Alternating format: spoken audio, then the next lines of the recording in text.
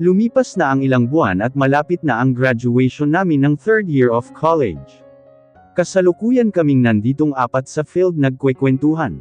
Nung umalis pala ako ng Pinas ay lumipat dito sila Kala, para daw bantayan ang mga jowa nila at si Carlos dahil sakin lang daw siya, napaka-supportive ng mga to sa relationship ko. Mag-iisang taon na ring nanliligaw si Carlos, at balak ko siyang sagutin, di ko din alam kung kailan. Bahala na. Oy, tulala ka na naman dyan. Daydream pa. Pang-asar ni Riz at hinampas ako, kaya natigil ako sa pag-iisip. Inirapan ko lang siya at mas lalo siyang natawa. Wala ka bang balak sagutin si Carlos? Mag-iisang taon na siyang nanliligaw sa'yo, sambit ni Kala. Palibasa kasi kayo isang araw lang kayo niligawan. Pang-asar ko. Sayang yung blessing sis. Saad ni Kim at tumawa. Oy, kapag pala kinasal to si Kala sa kuya mo, magiging sister-in-law mo na siya. Sana all kapatid na. Baka naman Jillian. Kapatid mo din mga jowa namin. Saad ni Riz at binutukan lang siya ni Kala. Hahaha, magkakapatid pa rin naman tayo no. Kahit hindi tayo magkakadugo. Correct. Sigaw ni Kala. Nasaan nga pala yung mga yun? Tanong ni Kim. Nasa practice nila. Saan pa ba? Tanong ni Riz. Wow naman. Nagsama-sama yung mga pasikat sa mga heartthrobs ng school. Napalingon kami sa nagsalita at nandun sila, yung mga naiinggit samin at mga naka-cross arms pa. Tumayo si Kala at hinarap sila. Bakit girl? Inggit ka? Halika, join ka samin. Ay oo nga pala, hindi pwede. Kasi bawal ang maldita dito. Ang taray talaga ng babaeng ito. Nagsalita ang maldita din. Sigaw ni Jolie. Siyempre siya ang number 1 ingatera. Di yan mawawala. Kasi girl, ako may dugong anghel pa. Ikaw purong kasamaan na. Kamag-anak kayata ng dalawa ang sungay no. Sigaw ni Kala at tumawa, kaya natawa na rin kami. Girls, halika na. Nag-text si Carlos. Pumunta daw tayo sa court, saad ko at tumayo na kami. Pagtalikod namin ay may biglang bumuhos sa amin ng juice. Humarap ako at binuga sa kanila ang iniinom kong tubig, at ganun din ang ginawa ng mga kaibigan ko. Yuck! Tili nila at nagsitakbo, arte. Dumiretso na kami sa indoor court ng uni kahit basa kami ng juice. Pagpasok namin sa loob ay pinagtinginan na kami ng mga tao doon, pati si coach ay nakatingin sa amin. Anong nangyari sa inyo? Tanong nila Carlos sabay hawak sa mga uniform namin na may stain ng orange juice. Pinaliguan lang naman kami ng mga impaktang ingatera, metar na sambit ni Kala. Umalis sila at bumalik dala ang mga towel nila, tsaka pinatong sa mga ulo namin. Tapos na kayo mag-practice? Tanong ko kay Carlos, habang pinupunasan niya ang ulo ko. Bigla nga kaming pinatigil nung dumating kayo sambit niya at natawa naman ang mga kaibigan namin. Sinong may gawa nito? Tanong ni Kuya habang pinupunasan ang ulo ni Kala. Sa madaling salita, lahat kami ay pinupunasan nila ang mga ulo namin. Di sino pa ba? Si Jolie at mga alagad niya, sagot ni Kala. Buti hindi kayo sinaktan, saad ni Jeff. Ba't kami sasaktan nun? Binugahan ni Jillian ng tubig natatawang kwento ni Kim, at tinignan ako ng mga lalaking to. Hoy, hindi sadya Abay malay ko bang mabubuga ko yun. Umiinom kasi ako tapos bigla niyang itatapon sakin yun, gumanti na lang ako. Proud kong sambit at tinuwanan lang nila ako. Pati si Carlos ay tumawa na rin at pinunasan ang mukha ko. Weekends ngayon at mag-isa lang ako sa bahay. Ewan ko ba kung sang lupalop na padpad na naman yung lalaking yun. Paggising ko na lang, may nakita akong note, sabi niya may pupuntahan lang daw siya, at may surprise siya sakin mamaya. Naalimpungatan ako ng gising nang maramdaman kong may tumatapik sa mukha ko. Dahan-dahan kong minulat ang mata ko, at nadatnan ko si Carlos na nakangiti, habang hinahaplos ang mukha ko. Why are you sleeping here? Tanong niya at umupo sa sofa malapit sa ulunan ko. I was watching a movie. I fell asleep, saad ko at umupo sa tabi niya. Where did you go? Diyan lang. Ano yung sinasabi mo saking surprise? Tanong ko. Anden sa kitchen. It must be a food. Tumayo ako at dumiretso sa kitchen. May nakita akong isang paper bag, at may tatak ito ng isang milk tea shop at isang malaking pink box. You bought me a milk tea. Nakangiti kong tanong. Much better. Just look inside, utos niya. Tumango na lang ako at nilapitan ang counter table, kung saan nakapatong ang mga ito. Sa paper bag ay may lamang 2 milk tea. Milk tea nga, sigaw ko. Look in the box. In the box. Nilingon ko ito at nilapit sakin siya kabinuksan. Tumatahol ang isang maliit na Pomeranian na nakalagay sa basket.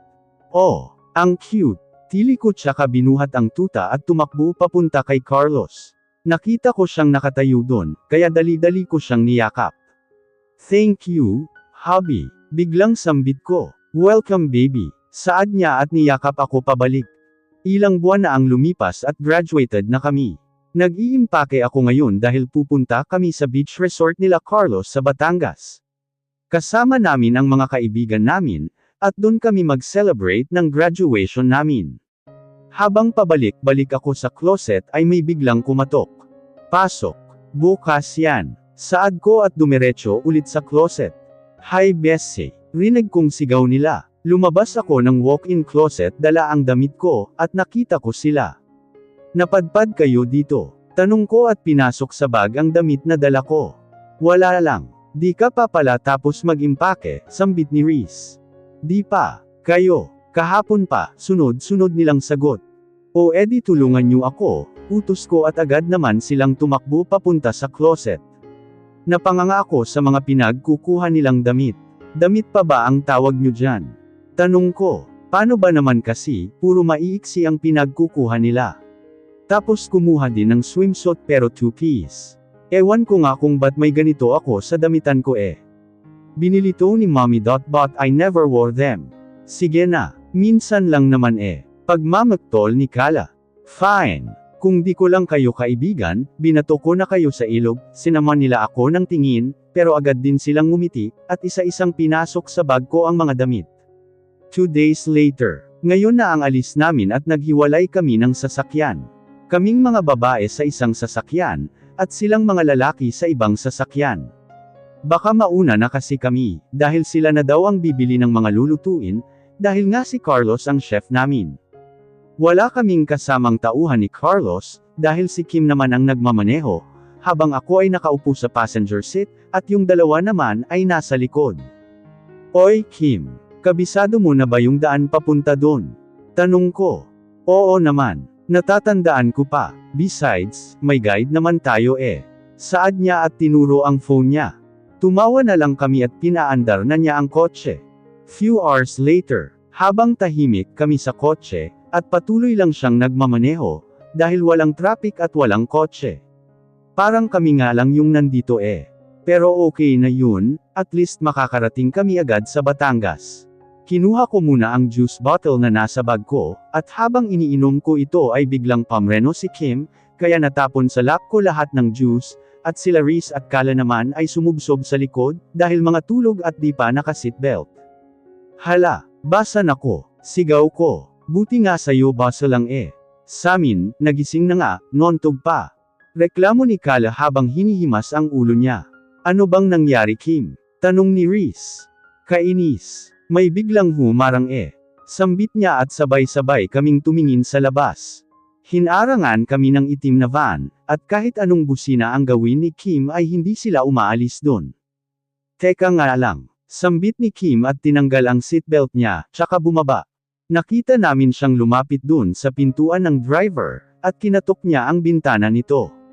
Maya-maya lang ay bumaba ang isang lalaki, at kita naming inaaway siya ni Kim, pero hindi namin marinig, hanggang si Kim. Sigaw namin nang bigla siyang takpan ng panyo at nawalan agad ng malay. Binuhat siya ng driver papasok sa loob ng van, kaya agad kaming lumabas at sinugod siya. Hoy! Anong gagawin mo sa kaibigan namin? Sigaw ko pero may mga lalaking lumabas at hinarangan kami. Papalag na sana kami pero agad nilang hinawakan ang mga kamay namin patalikod, at saka tinakpan ang mga ilong namin. Nakita ko na lang na nawalan na ng malay si Kala, at binuhat na siya ng lalaki. Pumalag ako kaya nakawala ako sa kanya, pero agad niya din akong nahuli, at tinakpan ulit ang ilong ko. Nakita kong buhat na ng isang lalaki si Reese na walang malay. At maya-maya lang ay nawalan na rin ako ng malay. Nagising ako na nakahiga sa kwarto. Hindi ako nakatali, nakapiring o ano. Basta nakahiga lang ako sa kama na nasa loob ng medyo malaking kwarto. Bumangon ako at may nakita akong mga arrow na gawa sa papel, at nakadikit ito sa sahig. Sinundan ko ito at nakarating ako sa harapan ng cute purple dress na nakasuot sa half-body mannequin. May nakadikit din na papel at nakalagay ay, "Wear me." Isinuot ko na lang ito and it suits me well. Lumabas ako ng closet. At may panibagong arrow naman na nakadikit sa sahig at papalabas na ito ng kwarto. Sinundan ko lang ito papunta sa baba at palabas ng bahay. Tumigil ang arrow sa front door, at napagtanto kong nandito ako sa resort ni Carlos. May nakita din akong mga arrow na nakaukit sa buhangin, at pinatungan ng mga makukulay na shells. Sinundan ko ito at nakarating ako sa gilid ng dagat. Tumigil muli ang mga arrow.at may red carpet naman na nakalatag sa buhangin. Naglakad ako dito at natigil nang may mabasa ako sa buhangin. "Baby," natigil ako matapos kong basahin yun, at bigla niya akong tinawag. Nilingon ko siya at naka-purple tuxedo naman siya. "Carlos, ano ito?" Tanong ko at tinuro ang mga ilaw na naka-form ng mga words. "Kailangan ko pa bang ulitin?" Tanong niya. "Is he serious?" Pero, di pa kita sinasagot di ba? "Yeah. Then, why are you asking me this?" Tanong ko. "If I ask you to be my girl, it's just like this. But much better. Because, if you'll be my girlfriend, I don't totally own you. But if you'll be my wife, you're completely mine. And no one can ever steal you," sagot niya habang palapit ng palapit sakin. "He's definitely serious. I know this is new to you, 'cause I didn't do this on our first marriage. I'm also sorry that you'd have a hard time when you're with me in the past. Now, I want to make things right. And I will start by marrying you not in just a piece of paper, or because of a deal or whatever. I will marry you because I love you with all my heart, mind and soul. I will marry you because I can't live without you near me. And now, the question is," tumigil siya at saktong nasa harap ko na siya. Napatikip ako ng bibig nang bigla siyang maglabas ng maliit na box, at lumuhad sa harap ko. "Will you marry me?"